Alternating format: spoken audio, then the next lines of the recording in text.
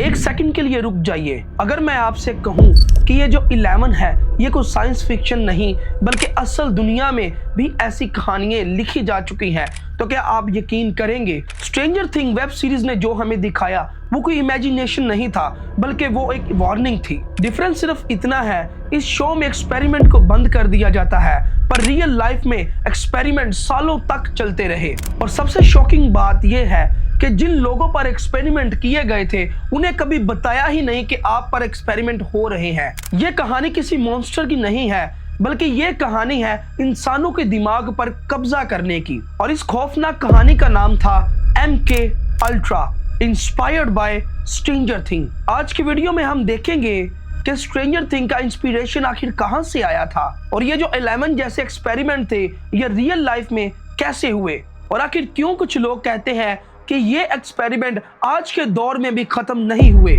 और मेरी इस वीडियो को देखने के बाद आप स्ट्रेंजर थिंग को जैसे आप नॉर्मल तरह से देखते हैं वैसे नहीं बल्कि आप उसे बहुत सीरियस तरीके से समझेंगे और उसे देखेंगे। तो आइए शुरू करते हैं MK अल्ट्रा की पीछे की कहानी कि किस कदर लोगों पर एक्सपेरिमेंट किए जाते थे। वर्ल्ड वॉर के बाद भी ये जंग रुकी नहीं थी, बस जंग करने का तरीका बदल गया था। अमेरिका और सोवियत यूनियन के दरमियान ऐसी जंग शुरू हुई जिसमें गोलियां नहीं बल्कि दिमाग को यूज करना शुरू हुआ। अमेरिका को लगता था कि सोवियत यूनियन ने ब्रेन कंट्रोल करना सीख लिया है, जिसमें ब्रेन वॉशिंग, हाइप्नोसिस और साइकोलॉजिकल टॉर्चर सीख लिया है। CIA के लिए ये कोई डर नहीं था बल्कि ये एक इमरजेंसी थी। CIA के इस डर ने एक ऐसा प्रोजेक्ट लॉन्च किया जो हिस्ट्री के सबसे डार्क एक्सपेरिमेंट में शामिल होता है। 1953 में CIA के डायरेक्टर एलन डुलस ने एक ऐसा प्रोजेक्ट को अप्रूव किया जिस प्रोजेक्ट का गोल तो सिंपल था लेकिन बहुत खतरनाक था। इस प्रोजेक्ट का गोल था कि इंसानों के दिमाग को कंट्रोल करना, जैसा कि एक दिमाग को तोड़ना और उसके बाद दोबारा बना देना और बाद में उसे अपने तरीके से यूज करना। MK अल्ट्रा के अंदर ड्रग का इस्तेमाल, हाइप्नोसिस, स्लीप डिप्रिवेशन, इलेक्ट्रिक शॉक और साइकोलॉजिकल टॉर्चर शामिल था। और जो सबसे ज्यादा इस्तेमाल हुआ वो था ड्रग्स यानी LSD। CIA को लगता था कि LSD यानी ड्रग्स के जरिए हम लोगों का दिमाग कंट्रोल कर सकते हैं। पर सबसे शॉकिंग बात यह थी कि जिन लोगों पर एक्सपेरिमेंट हो रहा था उन्हें इस बात का पता भी नहीं था।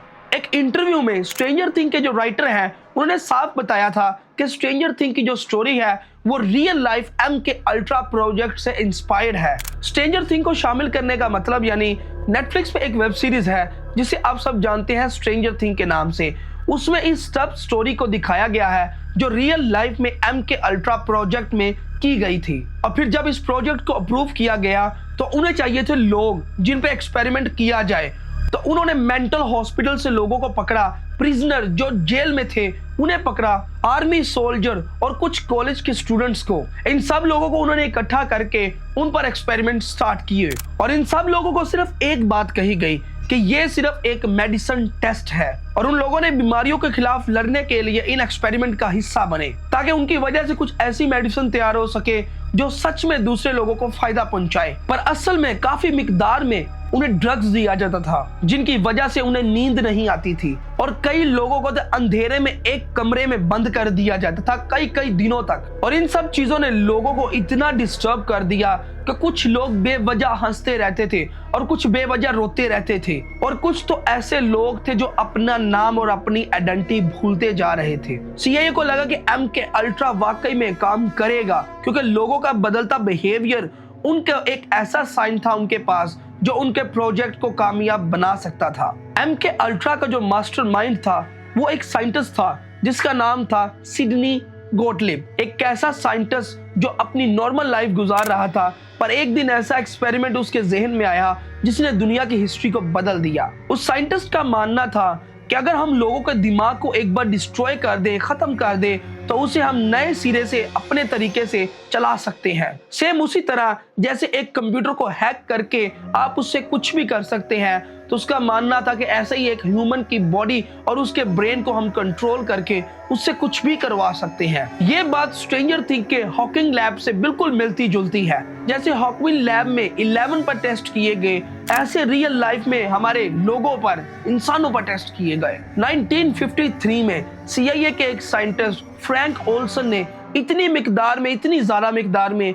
ड्रग्स और एलएसडी को ले लिया कि उन्होंने अपनी होटल की खिड़की से जंप कर दिया और उसके बाद वो मर गए। पर सीआईए ने दूसरी पुलिस और लोगों को यही बताया कि ये एक सुसाइड था। पर सवाल ये था, क्या ये सच में था या उस ड्रग्स की वजह से जो MK अल्ट्रा प्रोजेक्ट में दी गई थी उसका साइड इफेक्ट था। फ्रैंक ओल्सन की मौत ने लोगों को धीरे धीरे शक में डाल दिया था। 1970 में अमेरिका में पॉलिटिकल प्रेशर बढ़ने लगा। कांग्रेस ने इन्वेस्टिगेशन शुरू की, पर जब सीआईए को पता चल गया कि गवर्नमेंट ने हम पर इन्वेस्टिगेशन शुरू कर दी है तो उन्होंने उनके चेक करने से पहले काफी MK अल्ट्रा की प्रोजेक्ट्स फाइल को जला दिया था। पर जो थोड़ी बहुत फाइल बच गई थी उन्होंने दुनिया को ऐसा शो किया जो आज भी हिस्ट्री में लिखा गया है। और जब लोगों ने उन फाइल्स को पढ़ा तो लोग समझ गए कि यह कोई एक्सपेरिमेंट नहीं था, बल्कि यह इंसानियत के ऊपर किया जाना वाला सबसे बड़ा जुर्म था। स्ट्रेंजर थिंग भले एक साइंस फिक्शन वेब सीरीज है, पर इसकी स्टोरी एक रियल डार्क एक्सपेरिमेंट से जुड़ी है।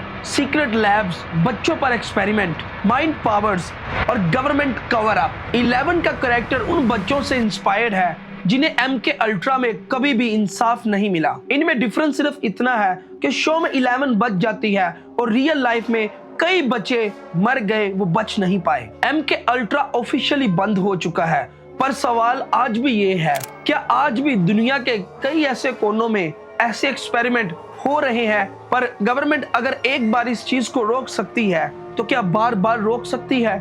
स्ट्रेंजर थिंग की स्टोरी एक इंटरटेनमेंट नहीं बल्कि रियल लाइफ में देखा जाए तो ये एक वार्निंग है। साइंस फिक्शन में जो हमें सीन्स दिखाए जाते हैं रियल लाइफ में ये बहुत ज्यादा डरावने होते हैं। और ये थी स्टोरी MK अल्ट्रा की, इंस्पायर्ड बाय स्ट्रेंजर थिंग, दुनिया का ऐसा डार्क एक्सपेरिमेंट जिसे हिस्ट्री में लिखा गया। आप में से कितने बंदे इसके बारे में पहले जानते थे मुझे कमेंट्स में जरूर बताइएगा। और चैनल पर नए भाई के चैनल को सब्सक्राइब करके मोटिवेट जरूर करें।